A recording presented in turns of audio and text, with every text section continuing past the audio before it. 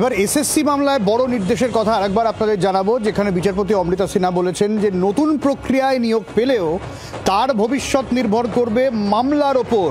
কমিশনকে এটা বিজ্ঞপ্তি জারি করে জানানোর নির্দেশ দিয়েছেন তিনি। এসএসসি 10 নম্বর মামলায় এই নির্দেশ দেন বিচারপতি অমৃতা সিনহা।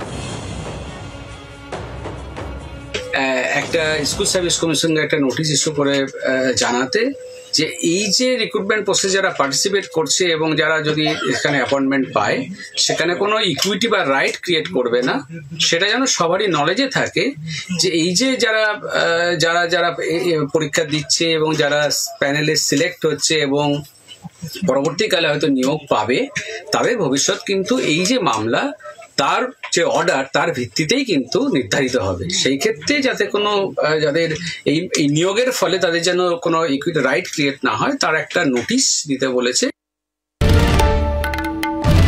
বাংলার আওয়াজ, বাঙালির আবেগ, জি 24 ঘন্টা।